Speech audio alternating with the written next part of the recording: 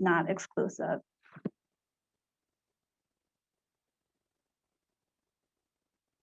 I graduated from Alverno College in December of 2018 with a bachelor's in business management. I'm currently employed at Medical College of Wisconsin as a communications specialist, and I am pursuing my MBA at Cardinal Stretch. I want to give a full disclosure that I am in no way a professional or perfect minimalist. I am simply an individual who identifies as a minimalist. I'm still in the works and waves of becoming more refined, and this way, I find it often useful to hear from someone who is not perfect, as it may be easier to connect to. Feel free to use the chat feature and emotions throughout the session just to show me your reaction and if something resonates. To kick off, I like to break into small groups of 2 to 3 people just to do brief introductions and to answer the question, what is too much at the moment? For me, what is too much at the moment is my to-do list. It is never ending, and I'm one of those crazy people that just keep adding and adding and adding to it. I'm still working on the ropes of managing this better. I'm also overwhelmed by everything that is going on in the world. It's a lot to take in for everyone. Feel free to answer this question however you'd like. I'm sure we are all dealing with our own problems, and I'd love for us to take some time this morning to talk, as we don't often get the time to do so. Now we'll lend it over to Maura to break out the rooms. So we'll put you into breakout rooms that will be about 10 minutes. And if you want to just talk through Marina's prompt, so bear with me while I go ahead and open those breakout rooms.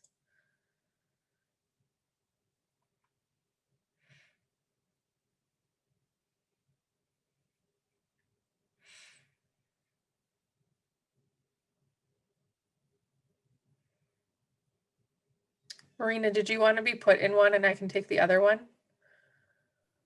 Yeah, that would be great. Okay, let me go ahead and add you.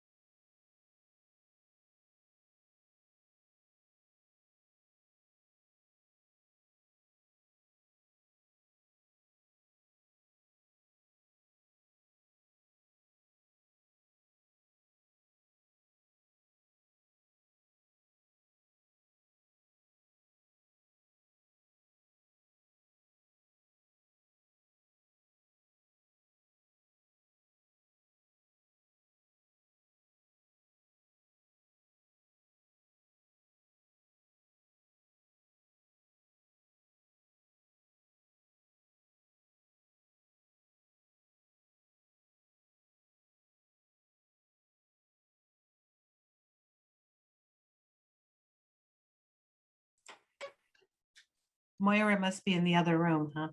Yeah, yeah.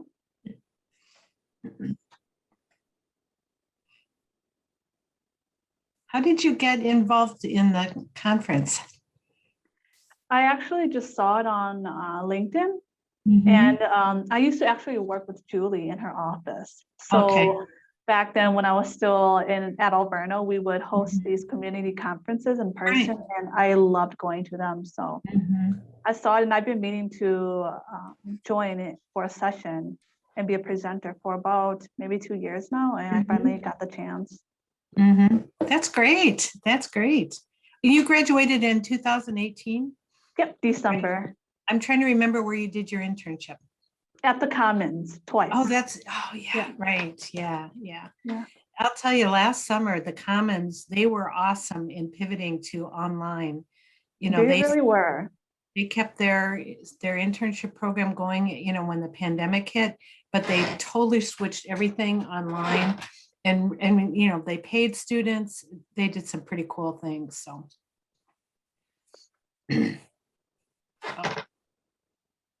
I think we have everyone back. Welcome back.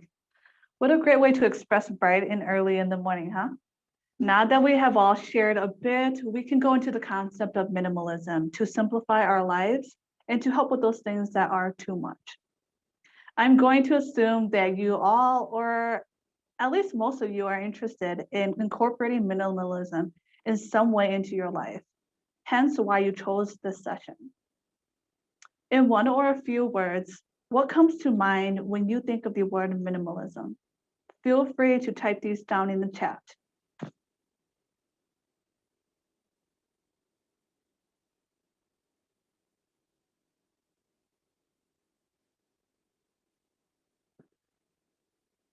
Less stuff.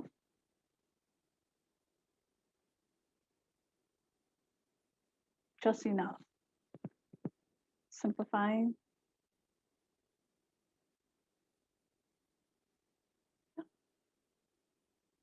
And these are all very valid and right, as there is no correct answer. And Jean also said simple, clean, neat life in many dimensions. I like that. Before I became a minimalist, I found the term to be a bit out of reach.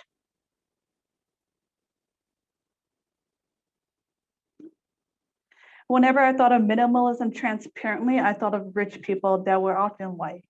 Examples like the minimalist Joshua Fields Milburn and Ryan Nicodemus, who were discontent with their lives and had achieved everything from six-figure salaries, luxury cars, and huge houses. That looks nothing like my life. I don't make six figures, I don't own luxury cars, and I definitely do not have a huge house. I also thought of tiny, close to empty living spaces and barely having any possessions. I thought of lifestyles like those of monks, nomads, and vagabonds, and even thought of famous people like Marie Kondo with her decluttering method and Steve Jobs with his repeated outfits. This also looks nothing like my life. I thought, how can a home woman like me become a minimalist? A home woman who grew up from a low-income household, who doesn't really have everything, doesn't want to live scarcely with nothing, and was taught growing up that having more equates to being more. How can I minimize even more from the little I have? I associated minimalism with the phrase less is more, but even then I found it hard to grasp as the phrase was too cliche for me. What does less is more even really mean? It wasn't until I fully committed to being a minimalist in 2019 that I finally understood. I defined minimalism for myself as a first generation Hmong American woman. Minimalism is a practice of simplicity, being intentional, and living with less on your own accord. It is defined by how you want to define it. Therefore, it isn't about giving up everything or following someone else's way of living, but it's about cutting out the extras so that you can focus on the important things that matter to you. A bit about me and my story on how I became a minimalist. This story starts all the way back to when my home parents immigrated to the United States in 1995 with barely anything. I was born a year later as the oldest child and a daughter to a family of now 10 members. Yep, those are my silly parents who are still so good looking to this day, and that's me in the middle. Growing up as a first generation, I took on many hats and still do to this day. I'm often the translator and communicator for my parents, as English is not their first language. I often navigate healthcare and support systems to better assist my family. And I'm also a primary caretaker for my younger siblings. I was taught by my parents and everyone growing up that if I wanted something and if I wanted to succeed, I had to work hard for it. This mentality was very motivating as it pushed me to put in the work, but it also became very detrimental. About 3 years ago, I was a full-time business student with 2 part-time jobs, an internship, driving and commuting about 2 hours a day, and working around my siblings' schedules. I was driving them all over town to their schools, to their commitments as a primary caretaker. I was so busy that my days were booked from the moment I opened my eyes to the moment my head hit the pillow each night. I remember skipping meals often and rarely even getting proper sleep. I was struggling with paying rent for an apartment that I was sharing with 3 other people, and I had frequent headaches and was often sick. My health wasn't good, and it was apparent on my skin through constant breakouts and my low energy that resulted from bad eating habits and mainly eating fast food. On top of all that, I barely had time for anyone else. I was always about work and school.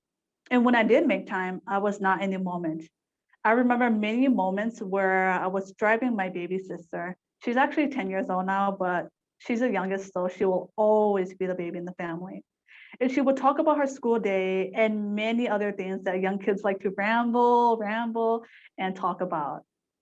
We would get to our destination and it would hit me that I heard nothing of what she said, and I couldn't recall any of the conversations at all. I wasn't listening, I wasn't present. Instead, I was just thinking about what was next on my schedule or what I had to get done. The mentality of working hard for the idea of success took a toll on me. To me, working hard constituted to stability. Working hard meant survival.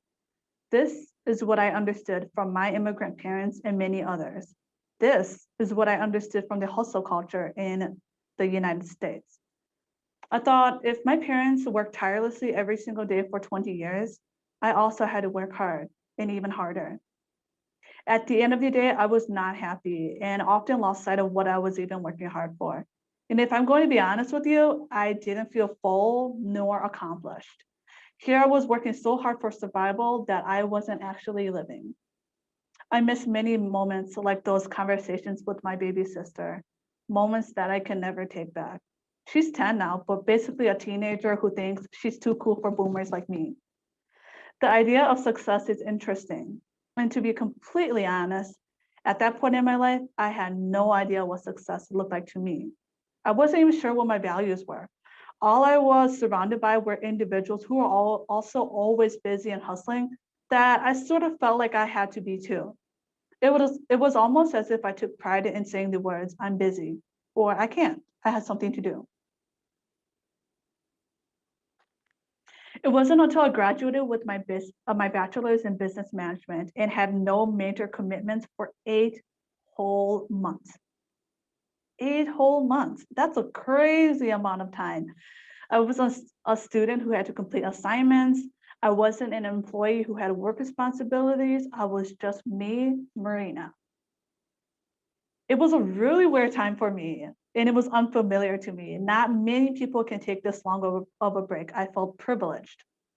From hectic schedules to now 24 hours a day of nothingness and spontaneity, I felt strange, to be completely honest. It was a weird time.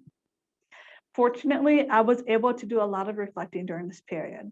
I felt troubled that I wasn't hustling and busy. I felt conflicted that I had no major responsibilities, and I felt unaccomplished. I identified that this was a problem. I was looking for a change. I came across the word minimalism on Jennifer Berger's blog, Simply and Fiercely. This time, the word stuck. The way Jennifer described minimalism as intentional and defined by your own means really stuck with me. I didn't want to go back to being super stressed, super busy, unhealthy, and unhappy. I didn't want to go back to not having time for anyone. And it seemed minimalism helped her with all of that. I wanted to be more, but in the way of less. So I set out to become an intentional minimalist. From then on, my life changed.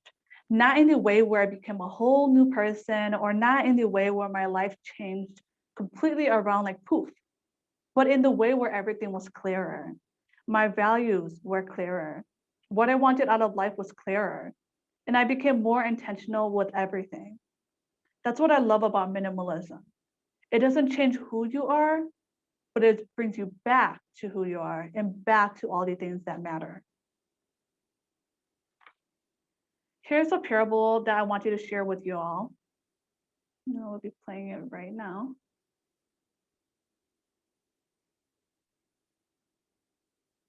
Get, and this is how it goes. An American investment banker was standing at the pier of a small coastal Mexican village when a fisherman on a boat docked nearby. Inside the small boat were several large yellowfin tuna.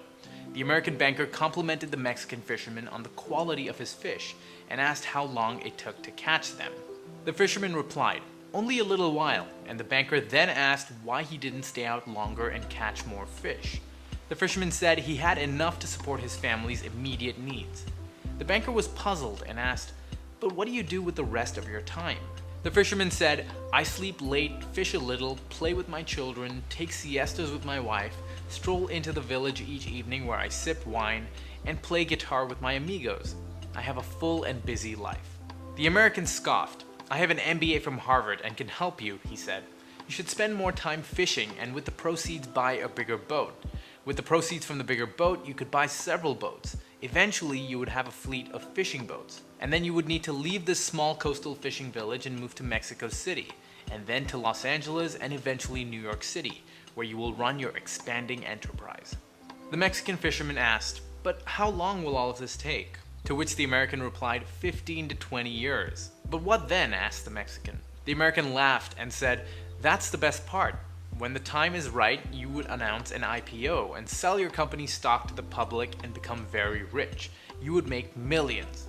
"Millions? And what then?" the fisherman asked. The American said, "Then you would retire, move to a small coastal fishing village where you would sleep late, fish a little, play with your kids, take siestas with your wife, stroll to the village in the evenings where you could sip wine and play your guitar with your amigos." I think the reason I really like this story and how it shows that we often forget what truly matters.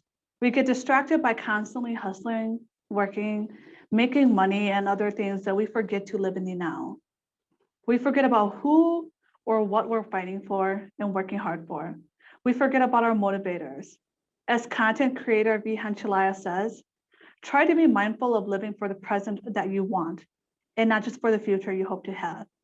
In those 8 months of having no commitments in what I consider my minimalistic awakening period, I was very happy with simplicity. With no distractions, I was able to live in the now and focus on what mattered to me. Those 8 months really opened my eyes to how my life could look like.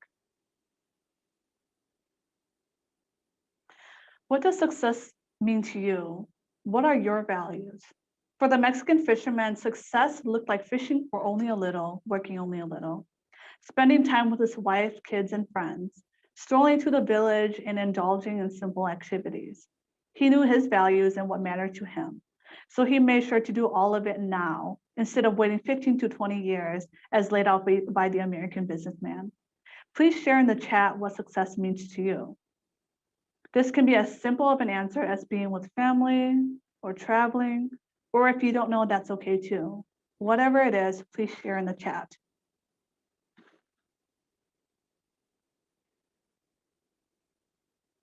Based on what success means to you, take some time to think about everything you are trying to achieve at the moment and ask yourself why. Is everything you are doing at the moment leading to that success? Does it contribute to it? What exactly are you chasing, and how will you know that you got there?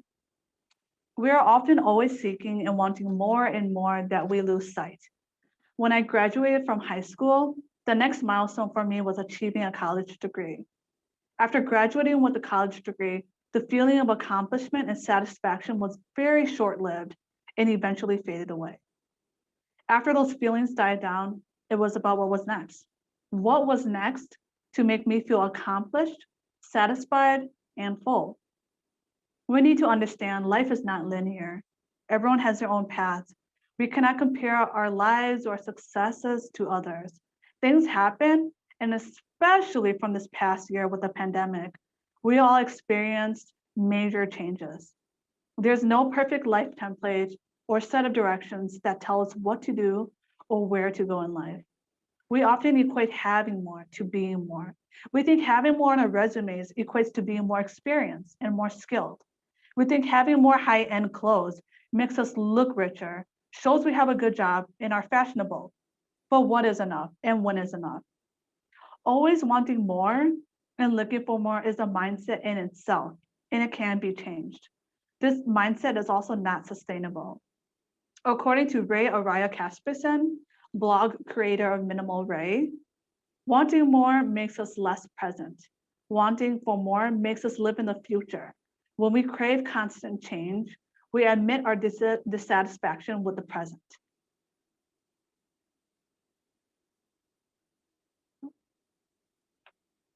Now, I don't have the picture perfect representation of what you may envision minimalism to look like, and I definitely do not have it all together. But I can tell you this, I am happy and content. Everything in my life is intentional, serves purpose, and brings value. Right now, minimalism looks like a 2,000 square foot duplex with my big family of 10, a small bedroom with plentiful Polaroid photographs of memories on my closet that I will never get rid of. And no, my room isn't bare and monochrome. Yes, there are pops of color, especially pink, my favorite. But cleaning my room doesn't take as long as it used to. Finding something in my room doesn't take as long as it used to because I don't have to rummage through everything and get distracted. Minimalism for me is growing up from a low-income household to immigrant parents that fled from war and persecution. Minimalism is growing up with not having much to begin with, yet still choosing to not want more and being thankful for that. I'm here to tell you that minimalism is not exclusive, and it is for everyone. Minimalism can improve your everyday life by helping you in all aspects. Once you figure out what success looks like for you and what your values are, you are well on your way to creating what minimalism looks like in your life. Intentionality is a big part of any approach to minimalism. According to Jennifer Berger, living intentionally is about taking control of your life. It's about asking why you do the things you do, and then thinking critically about your answers. If you're not happy, you make changes accordingly. Why are we saying yes to a new project when we don't have the capacity? Why are we working late? Why are we in the relationships that we are in? Why do we buy the things that we do? And why do we choose our career or job? It is important to think about how our answers make us feel. Do they make sense or are they confusing and conflicting? The thing about intentionality is we do not have to have everything figured out, but we need to know what matters most to us. These things will guide our decisions and choices. So, how can we incorporate minimalism into our lives? We can start from the inside. First of all, who are you? Or who do you want to be? What do you stand for? What is important to you, like the people, the activities, and things you care most about? And what are your rules for minimalism? This is a working list of how minimalism looks like to you. Minimalism can be about your space, your mindset, your relationships, your spending habits. It can be all of those, some of those, or something completely different. Here are a few practical ways to practice minimalism in your everyday life. I incorporate these into my life, and I know you can as well. First of all, decluttering is a good first step. It is proven that an organized and less cluttered space leads to a more organized and less cluttered mind. Start by walking around your space and remove things that you already have that do not bring value. Ask yourself questions like, is this useful? Does it bring me joy or love? And if the answer is no to both, get rid of it. And my solution to this too, if it's really difficult for me, I tend to take a picture of it because it's not taking physical space, but as long as I still have an image of it somewhere, then it makes me feel better.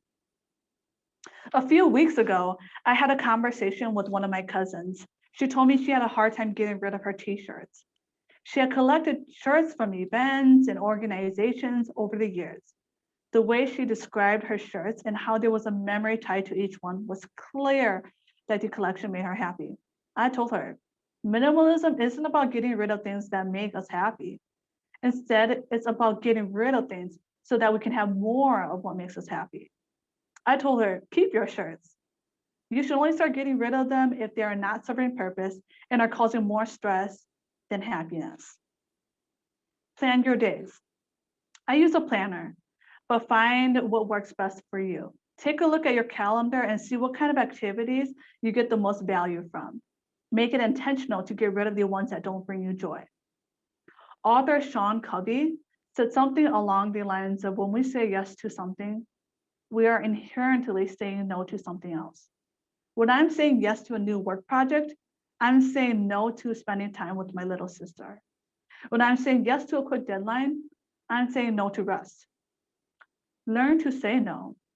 How much of our time and energy is spent on going to engagements and commitments that we didn't want to go to in the first place? I can say this has been me multiple times. And on the days off, I had forced myself to get up and look presentable, even though I prefer to stay in the comfort of my house. Take control of your agenda and say no to things that do not provide value. Block out time on your calendar for yourself if you need to. Next, simplify your spending. Set up budgeting processes that you're comfortable with. For me, I use a functional old school Excel spreadsheet. I like this because I'm able to adjust it to my liking and it's not too difficult. 3 years ago, I was living paycheck to paycheck and maxed out on all my credit cards.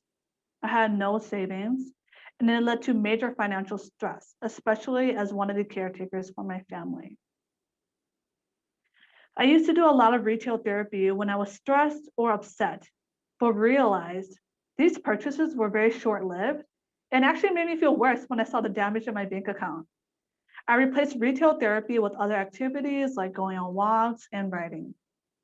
To be honest, it didn't matter how much I was making. What mattered was how I was spending my money. Was I spending wisely? After being more intentional with my spending, completely stopping with impulse purchases, and consistently tracking my budget, I was able to save an extra $10,000 from 2019 to 2020. And I don't mean to boast or brag about that, but I'm quite proud of that.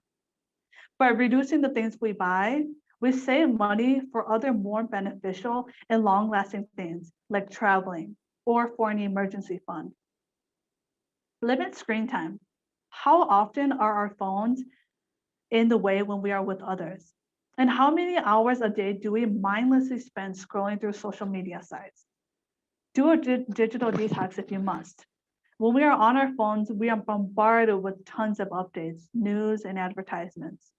By limiting the amount of time we spend on our phones and on the computer, we can be more present with our loved ones and save more time for other things. Turn off notifications when you need to. I typically have all my notifications turned off except for phone calls.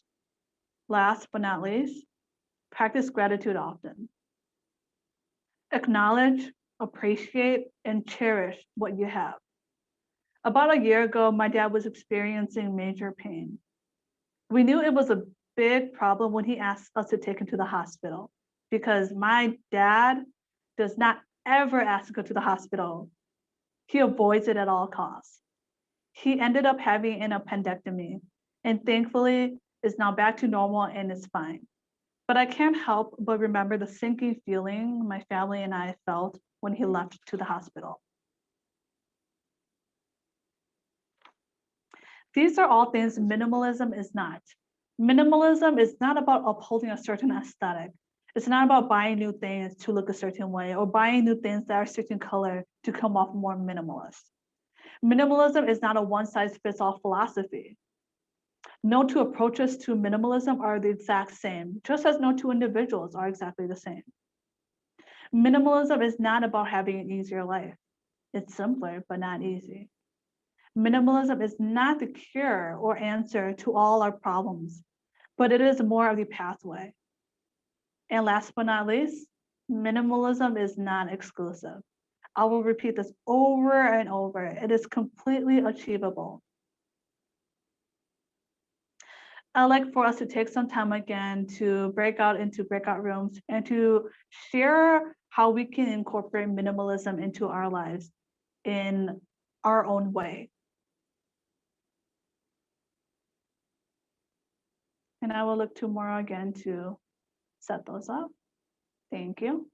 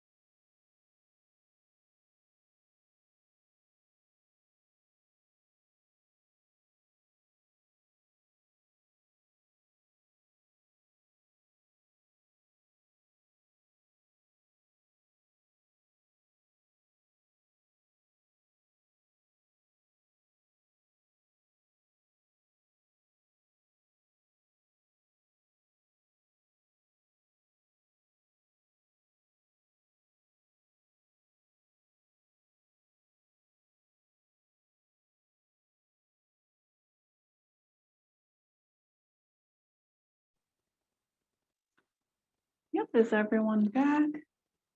Okay, welcome back again. We have about 10 minutes left. So I will be doing a closing and then we'll have a bit of Q&A and then a few minutes at the end for Maura to do the evaluation. I just want to say thank you from the bottom of my heart for attending this session and giving me the space and opportunity to speak.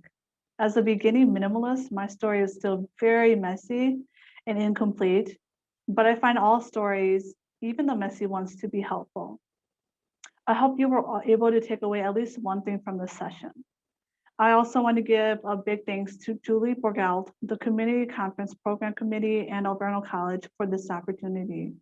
Graduating from Alverno and being a part of this community has truly been a blessing. I also want to give a big thanks to our facilitator, Maura, today. I appreciate you doing the breakout rooms and keeping me on track. My contact information will be on the closing screen if you would like to reach out with more questions or want to know more about minimalism or simply want to chat. I'm always open to connecting. And I will leave you with this final quote by Dave Bruno. When we crave simplicity, we are not after an easier life. We are after life. Thank you, everyone. So I'm going to go ahead and put in the chat the evaluation for this session, if you don't mind taking just a few moments to complete it. And either prior to or after you are able to complete this evaluation, we also have some time if anyone has any questions for Marina. So I will go ahead and send that right now.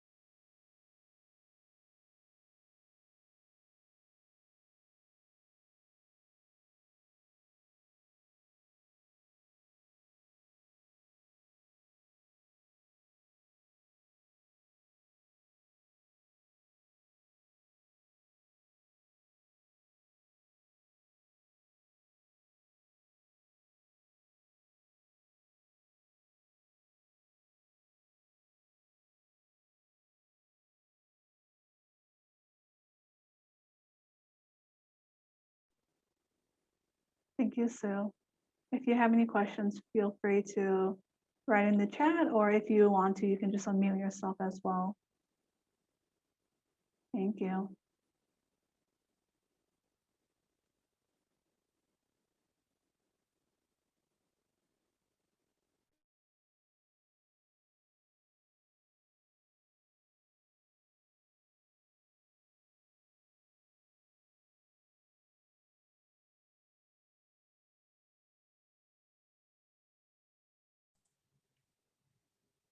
We have about 5 minutes or so left.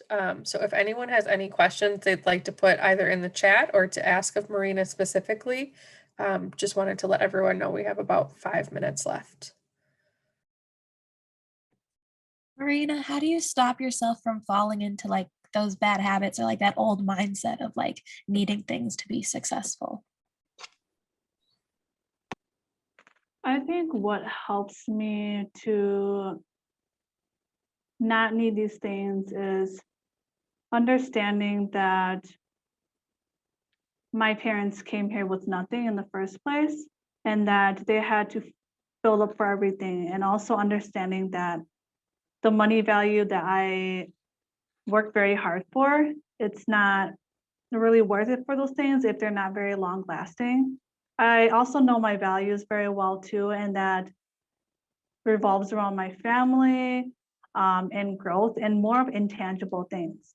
Since my values are not really tangible, then I don't really purchase anything that doesn't really reflect my values.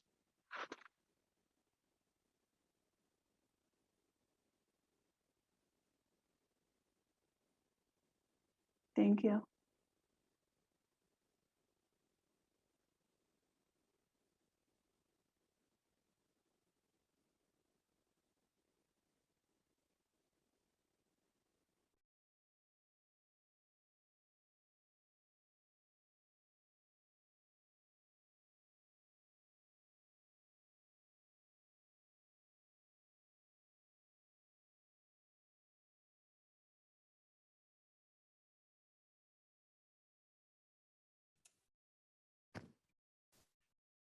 Marina, can you hear me?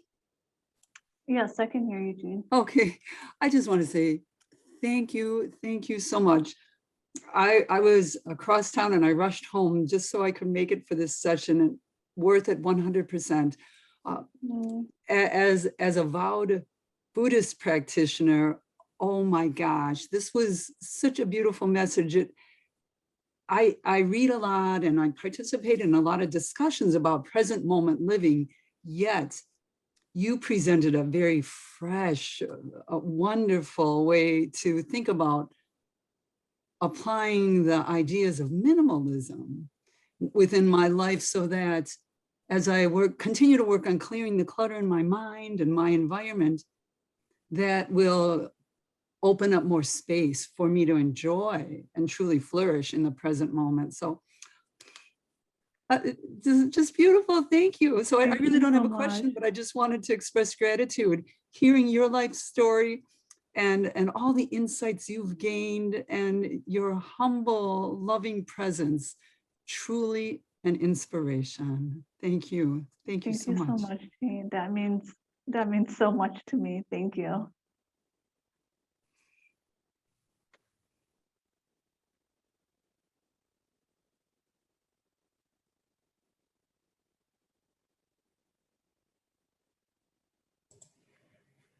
We are wrapping up, it looks like. So I just wanted to say thank you again to Marina. This was a wonderful presentation, and I echo all of Jean's sentiments, as well as the others that came through in the chat. I thought this was a really powerful and informative session, and I'm really glad that I had the opportunity to join each of you today. And we appreciate everyone that was able to attend. I know the Assessment and Outreach Center puts a lot of work into making this a really wonderful event. And so we're just really grateful that everyone was able to join us today. So I will go ahead and let you head on over to your next session if you've registered for something else, or take a little bit of a break. Thank you, everyone. Take care. Bye. Thank you so much.